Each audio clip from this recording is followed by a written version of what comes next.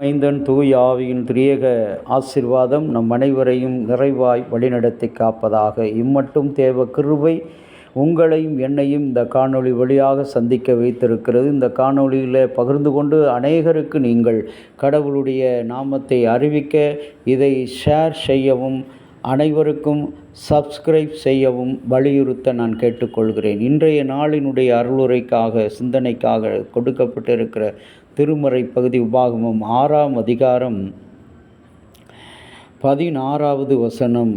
ஆகையால் நீ இந்த கட்டளைகளின்படி நியமங்களின்படி செய்யும் பொருட்டு உன் தேவனாய் கர்த்தர் உனக்கு கட்டளை இடுகிறார்.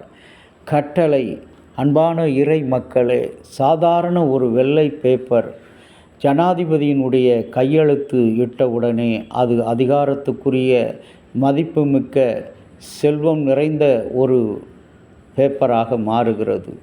பணம் என்ற பெயரை பெற்று மாறுகிறது.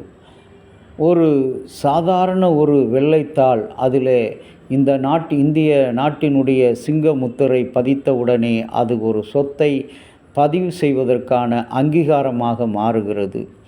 அது வெறும் அங்கீகாரமாக இருப்பது மாத்திரமல்ல, அதில் ஒரு கையெழுத்து போட்டவுடனே அந்த கையெழுத்துக்கு உரியவருக்கு சொந்தமாகிறது.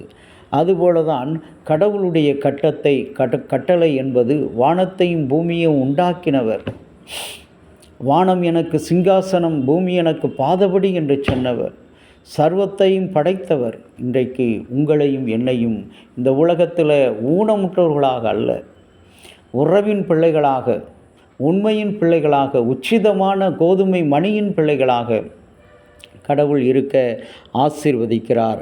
அன்பு கடவுளுடைய பிள்ளைகளே, இந்த நாளிலும் கூட உம்முடைய நாமத்தினால இந்த வார்த்தை, தேவனுடைய கட்டளை என்ன, இஸ்ரவேல் மக்களுக்கு அவர் கொடுத்த கட்டளை, உன் தேவனாகிய கடவுளிடத்தில் முழு இருதயத்தோடும் முழு ஆன்மாவோடும் நீ அவைகளை காத்து நடக்க கடவா. இதுதான் கடவுள் கொடுக்கிற கட்டளை. கடவுளிடத்தில் நம்முடைய உடல் பொருள் ஆவி, பக்தன் பாடுகும் உடல் பொருள் ஆவி அத்தனையும் அர்ப்பணித்தேன் உமக்கு இறைவா என்று பாடுகிறான். இன்றைக்கு நீயும் நானும் நம்முடைய உடலையும் பொருளையும் தாளந்துகளையும் திறமைகளையும் ஞானத்தையும் கல்வியையும் அறிவையும் யாருக்கு நாம் அர்ப்பணிக்கிறோம்? உலகத்துக்கு, நம்மை ஏமாற்றுகிறவர்களுக்கு, நமக்கு துரோகம் பண்ணுகிறவர்களுக்கு அர்ப்பணிக்கிறோம். ஆனால் உன்னையும் என்னையும் படைத்து இன்றைக்கு இந்த உலகத்தில் உண்மையுள்ள மனிதர்களாக, உச்சிதமான பாத்திரங்களாக நம்மை வைத்திருக்கிறோம். அவருக்கு நாம் இன்றைக்கு கீழ்ப்படிவோம், அவருடைய கட்டளைக்கு கீழ்ப்படிவோம். கட்டளை என்பது நீ போ. அந்த 10 குஷ்டரோகிகள் குணமடைந்த போது குணம் கேட்டு வந்தார்கள் ஆண்டவரிடத்தில். நீங்கள் போய் ஆசாரியருக்கு காண்பியுங்கள் என்று ஒரே ஒரு வார்த்தை சொன்னார். அந்த கட்டளை கீழ்ப்படிந்து சென்றார்கள்.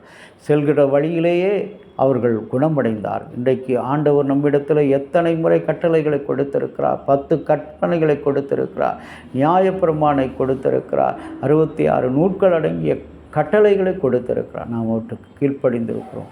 கீழ்ப்படியாதபடி பெருமையோடும் பண பெருமையினால், பதவியின் பெருமையினால், உலக அந்தஸ்தினால், பட்டத்தின் பெருமையினால் இந்த உலகை நாம் அடிமைப்படுத்த நினைக்கிறோம். ஒவ்வொருவரையும் அடிமைப்படுத்த நினைத்திருக்கிறோம். ஆண்டவர் சொல்கிறார், இன்றைக்கு என் கட்டளைக்கு அன்பு மகளே, மகனை நீ கீழ்ப்படிவாயா, என் கட்டளைக்கு கீழ்ப்படிவாயா, உன்னை தாழ்த்தி ஆண்டவரிடத்தில் ஒப்புக்கொடு.